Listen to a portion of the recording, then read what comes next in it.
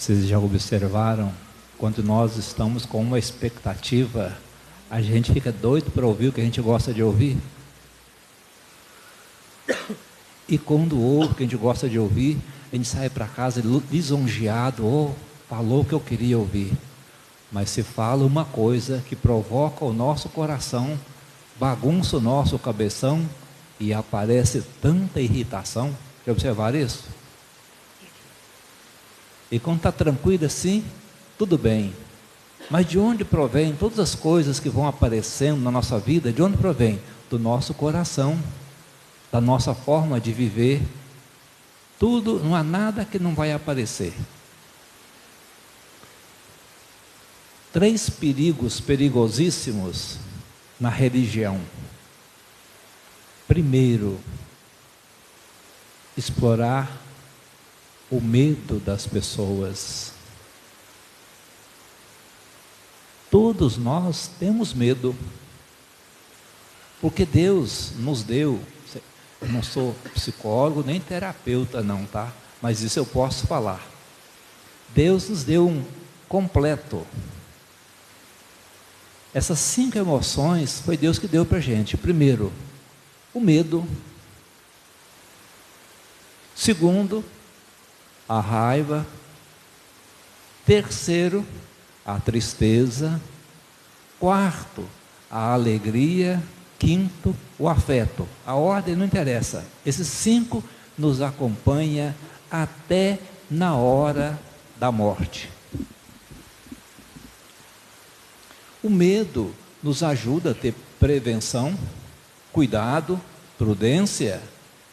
Eu não posso falar o que eu quero, quando eu quero, do jeito que eu quero, porque o outro que vai ouvir. Se eu falo para mim, tranco num quarto e falo para mim.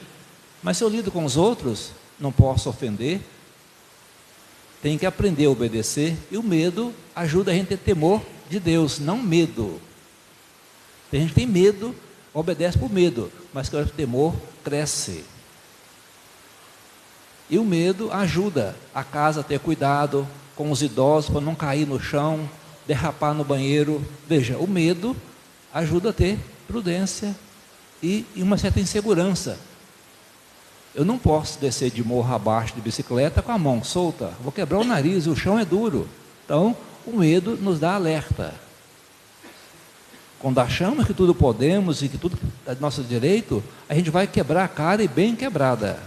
Então, o medo é uma emoção que Deus nos deu para que nós aprendamos a viver e conviver e fazer as coisas com mais equilíbrio.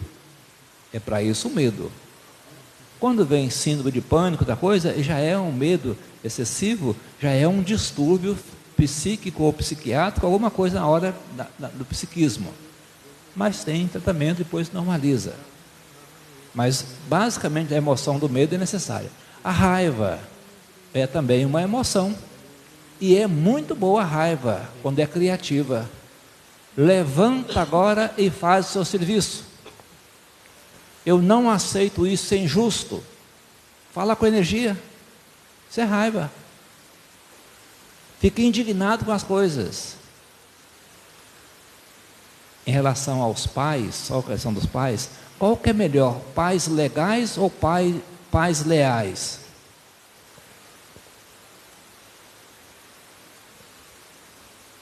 Qual dos dois que é melhor? O pai é legal, deixa o filho até de madrugada vendo internet, vendo tudo, na escola está lá tudo troncho, na escola não aprende nada. Por quê? Passou a noite em claro. O pai legal concorda com tudo com os filhos. O pai leal não, educa, corrige, instrui, ensina, cobra, dá tarefa. Isso é aprender a usar também do sentimento da raiva. Chateado com isso, faça agora. Toma iniciativa. Aí quando não é legal, não é leal, é legal, quando irrita, joga no chão o celular, joga no chão, corta tudo, quebra tudo. Extremo, a raiva destrutiva. Se está com raiva da situação, fala, não gostei disso, não aceito isso. Vai guardando, depois pau explode, xinga o outro, joga na cara da coisa. Veja, isso está usando a raiva destrutiva. Mas sentimento é para a gente indignar com as coisas e tomar providência. A raiva é boa. A tristeza nos dá um breque de vez em quando, porque nem tudo vai sair como a gente quer. Vamos ter frustração, decepções e perdas, mas não perdemos a vida. E a alegria é uma emoção, não é emoção, é mais do que emoção, tem alegria da consciência, minha vida é sagrada. Passe o que passar, venha o que vier, eu confio na graça de Deus e não vou abandonar minha caminhada na fé. Não vou confiar, tem gente que ri demais quando bebe, quando fuma, quando droga, quando faz coisa errada, fica rindo, é euforia, isso não é alegria. A alegria é saber que a gente vai vencendo passo a passo, quando está na obediência a Deus. E o afeto, quando o afeto é bom, a gente convive com as pessoas respeitosamente, amorosamente, responsavelmente. Quando a gente está afetado, a gente caça briga, confusão, intriga, fofoca, porque está afetado. O afeto está bagunçado e a afetividade não vai ser saudável. Quantas pessoas que pecam por causa do afeto desequilibrado? Quantos matrimônios se rompem? Pessoas que têm na fachada de santa e perfeita, trai a esposa, trai o esposo, porque está buscando compensação do desequilíbrio que tem. E quantas escolhas equivocadas fazemos querendo sentir bem. Sentir bem é fácil demais. Agora, ser do bem é uma exigência sempre para nós na nossa caminhada de fé. Então essas emoções são fundamentais. Agora, os 3 perigos: aproveitar o medo das pessoas, e como é fácil, Deus vai te castigar, se você não voltar na igreja, você vai ser amaldiçoado. Isso em todas, quase todas, entidades religiosas usa isso, trabalha o medo das pessoas para tê-las perto. Se der pouca oferta, você não tem fé, Deus não vai te abençoar. Aí por medo do castigo de Deus, dá tudo que tem para quem tem tudo e fica sem nada, achando que vai ter tudo. A bagunça no cabeção depois. Então, esse primeiro passo é usar o medo, depois usar a culpa dos outros. Trabalhar a culpa das pessoas. Tem uma palavra que eu vi há muitos anos, chama-se culpa residual.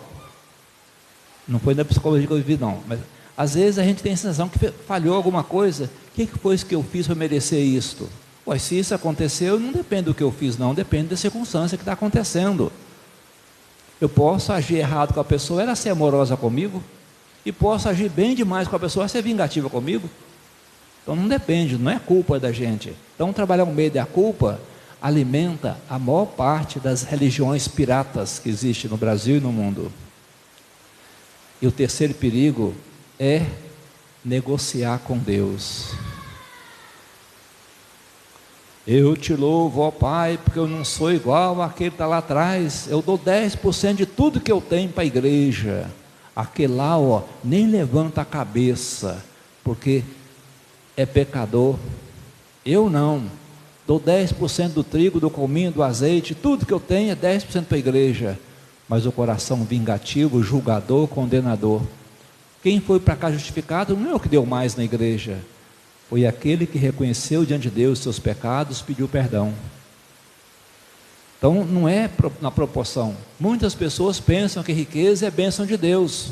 Não. Bênção de Deus quando a riqueza é fruto da honestidade e a pessoa sabe ser generosa com sua família, com seus empregados, com quem tiver. Ele sabe ser um instrumento de Deus. Aí é bênção de Deus. Pode ser maldição do diabo também, quando é desonesto, explorador, enganador das pessoas. Então não é o fato de ter que é bênção de Deus. A vida sim é uma bênção de Deus. A nossa vida sim é um dom de Deus. E é tão precioso que Cristo pagou um preço alto para nos resgatar para Deus. Não são nossos bens, mas o bem que cada um é, que é precioso aos olhos de Deus. São Paulo está refletindo a comunidade uma questão. Tem pessoas se gosta do padre ou do que na igreja, contribui com dízimo. Se não gosta, não contribui com dízimo. Como fosse, vou vingar da igreja não contribuindo. Se interfere, às vezes, tem gente que fala, não vamos oferecer o dízimo para a igreja católica por causa da CNBB, por causa do Papa. Veja, quem é generoso, reconhece que a vida é de Deus, que a igreja de Jesus Cristo tem diversidade de dons, de ministérios, e tem também uma atitude de zelo pela vida. Então São Paulo, num momento muito difícil daquela época, de perseguição com os cristãos, ele está mostrando, aquele que é generoso vai contribuir para que a igreja não morra. E a igreja não morre é com a unidade, com a solidariedade, com a confiança uns nos outros, trabalhar por Cristo. Então, ele não pega mais aquela dos 10%, não, de acordo com o coração. Porque naquela época não tinha luz, telefone, água, não tinha sistema de transporte, não tinha aluguel de casa, não tinha nada coisa disso. Então, era o fruto da terra e poucos recursos tecnológicos. Tinha assim, foice, arado, material de trabalho de roça tinha, mas não tinha o que nós temos hoje. Educação, tudo. Tinha as educações no sábado. Tinha a instrução. Mas ele está mostrando aqui, Deus é a fonte que provê.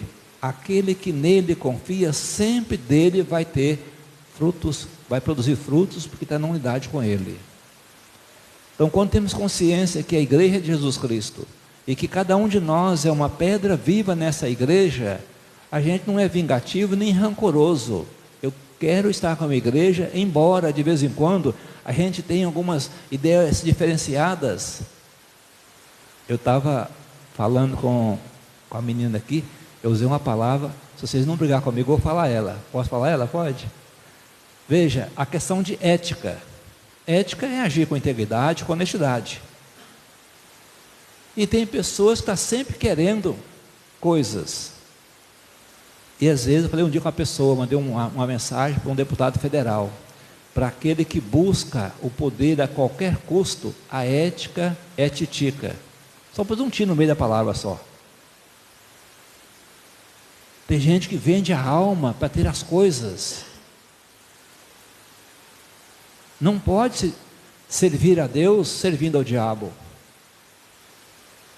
Então, agir de forma ética é responsabilidade, respeito, mesmo que eu não concorde com a ideia do meu irmão, da minha irmã, mas nós somos irmãos e Cristo morreu por nós.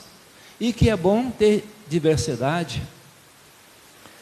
Eu aqui não sei do passado da região aqui, eu sei do passado lá de Minas Gerais, lá do interior, do exterior onde eu nasci. Eu nasci bem no exterior de Minas, onde Minas está acabando, lá começando o Espírito Santo, lá perto do mar, é onde eu nasci. Então, lá, todas as casas dos ricos e dos pobres, a diferença do pinico, que do pobre era um pinico de lata, e do rico é de esmalte. Toda casa tinha um coador com um mancebo, uma gamela de madeira para lavar os pratos e uma bacia de latão, para lavar. Até surgiu aquela frase, cuidado para não jogar a criança fora, que os mais velhos lavavam primeiro naquela água e todo mundo lavava na água suja depois, na água quente. Cuidado para não jogar a criança fora com a água, porque lavar a criança por último, a água vai sujar, e a criança vai perder naquela água. Era assim. Todas as casas dos mais ricos e dos mais pobres, no começo fizeram depois de assoalho, tábua, mas no começo era chão batido, passava cocô de vaca no chão para impermeabilizar o chão, secava, protegia, podia varrer, não dá muita poeira, e todas as paredes tinham o que? Barro branco pintado à parede, fogão de lenha. Era assim. Aí foi chegando recurso, e o pessoal percebeu que a vida não é daquele, pode aprender coisa nova, viajou, opa, fez engenhoca para moer a cana, fez uma coisa, outra coisa. Hoje, lá naquele cantão de roça, as casas têm quase o que tem na cidade, o mesmo que tem cá, tem lá. Chegou recurso, chegou iluminação, chegou tudo. Veja, se fosse pensar, vamos ver assim a vida inteira, ia ficar uma chatura só. Cada época a gente tem que aprender que tem novidades e usar. na medicina tem novidade, tem todos os recursos surgindo hoje. Então, se alguém pensou diferente, algo novo pode aparecer. O que não podemos é quebrar. Se pensamos diferente, vamos quebrando o outro, falando mal do outro, prejudicando, ofendendo. Na unidade e na paz, a gente faz muito mais. Dividido na intriga, eu vejo, até hoje tem resquício da eleição passada, tem filho que não fala com a família, tem irmão que não fala por causa do candidato. Significa, pôs o candidato como se fosse Deus. Por Deus eu faço tudo isso. E nenhum candidato é Deus. O único que veio de Deus é Jesus Cristo. E todos nós que viemos de Deus. E gente, por questão que vota lá o carro, fica inimigo do... Não, vote, não tem problema. Mas não seja desonesto, rancoroso, vingativo, inimigo. É sinal que nós estamos morrendo no projeto de Deus. O reino dos céus é muito mais. O desse mundo tem trambiques, desonestidades, mas o de Deus implica: feliz o homem, qual o salmo diz o quê? Caridoso e prestativo. Veja, aquele que compreende que a sua imagem de Deus, ele vai agir em nome de Cristo. Quem não compreende, vai aproveitar situações para jogar para fora o seu veneno, o seu ódio, o seu rancor, a sua violência, para ficar sempre fazendo os outros sofrerem, porque ele não amadureceu na compreensão de que é a imagem e semelhança de Deus, a sua vida, nem do seu semelhante. Então é um desafio para nós, na fé, compreender que nessa caminhada nossa, com o coração generoso, acolhedor, que sabe perdoar, que sabe negociar, que sabe refazer a caminhada, Deus não nos fez para sermos inimigos uns dos outros. Nos fez, e em Cristo Ele quer congregar todos nós como filhos adotivos, irmãos e irmãs em Cristo. E aí Jesus está mostrando, ali ele não falou, mas o outro, ele fala que é a cruz. Quem quer ser meu discípulo, toma a sua cruz e siga-me. Se o grão não cai por terra e não morre, é só um grão de trigo, mas ele morrendo, ele produz vida. Cristo não quer que a gente morra. Eu vi uma imagem de Santo Antônio na porta da igreja hoje, não tinha Santo Antônio? A de São Francisco de Assis, já viram a imagem de São Francisco de Assis? Ao pé de São Francisco de Assis, tem duas imagens, tem um lobo de um lado e tem uma caveira, vocês já viram? São Francisco compôs o canto das criaturas: louvado seja meu Senhor pelo irmão Sol, pelo irmão Fogo, por tudo. Louvado pelos irmãos que promovem a paz. Ele faz um canto de louvor. E ele fala assim: louvado seja meu Senhor pela irmã morte corporal, da qual nenhum vivente pode escapar. Ai daqueles que a morte segunda os encontrar. A morte primeira, outro dia alguém falou comigo assim, não sei se é daqui, então vou falar, ela fala assim, a pessoa falou comigo assim: ó, estou meio triste com Deus, porque permitiu que meu pai morresse. Eu falei assim: olha, não permitiu não, é determinação. Se ele permitisse que seu pai não morresse, eu ia reclamar com ele que meu pai morreu. Nós vamos morrer. Se ele pode poupar alguém, por que não poupa todo mundo? Só a sua família vai poupar? Mas é normal a gente sentir diante da morte do parente, do amigo, é normal a gente sentir essa tristeza, essa sensação de perda, é normal sentir, é sinal até de amor, tá? Quem ama, sente a ausência. Quem não ama, chora, porque não pode refazer, porque nunca na presença fez o que tem que ser feito. Então, dá mais dor depois, porque perdeu a chance que não tem como recuperar. Então, é tempo de recomeçar sempre. Então, o dizer dela que, da pessoa que permitiu que o pai morresse, eu estou triste com Deus. Não. Todos nós somos mortais, mas a morte segunda nós podemos evitar. Vocês permitem que eu use o celular aqui na missa hoje? Eu nunca usei não, tá? Vocês permitem? Só um pouquinho, tá?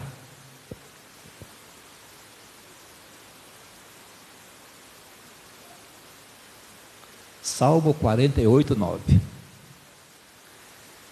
Este é o fim do que espera tontamente, o fim daqueles que se alegram com a sua própria sorte.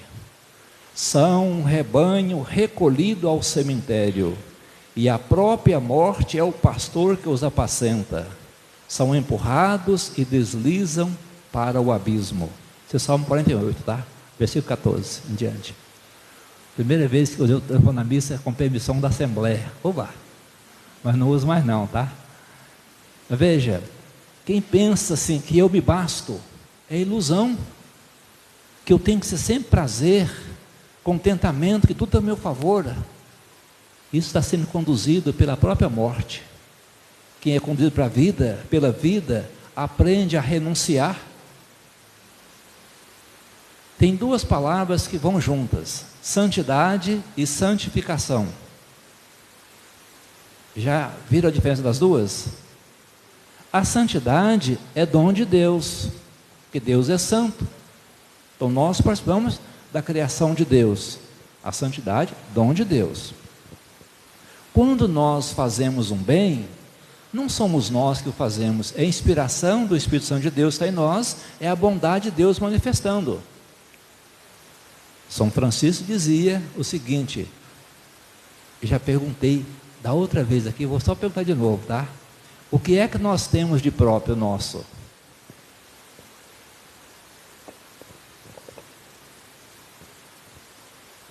Só o pecado. Tudo é dom de Deus, a nossa vida e os dons que nós recebemos. Em nós está o Espírito Santo de Deus, e por nós Jesus se entregou ao Pai como fim agradável. Então tudo é dom de Deus. Então quando fazemos o bem, é bom demais, e é motivo de alegria nós saber que Deus age em nós, e que nós nos deixamos guiar por Ele. Os discípulos ficaram fascinados. Isso, Senhor, fizemos proezas em seu nome. Não se alegrem por isso. Alegrem porque o nome de vocês está escrito no livro da vida. Alegrem porque vocês são de Deus, pertencem ao projeto dEle, que Ele ama. Alegria por isso é bom. Então a santidade é dom de Deus, e se fazemos um mérito, um bem, não é mérito nosso, é mérito de Deus, porque Ele que nos criou. Quando a gente fica assim, pô, sem mim, essa comunidade não vai para adiante. Sem mim, esse grupo não existe. Significa, eu estou querendo um mérito para mim, não estou sendo um instrumento, tá? Estou sendo, trocar a palavra, eu gosto de trocar as palavras, tá? Eu não estou sendo um instrumento, eu estou sendo um instrumento. Porque o instrumento age no nome de Deus. Então a santidade é Deus agindo, é os dons de Deus agindo em nós. A santificação é resposta nossa. Tenho chance de pecar, tenho chance de errar, tenho chance de fazer o mal, tenho motivo de sobra para vingar da pessoa e não o faço, eu estou no processo de santificação.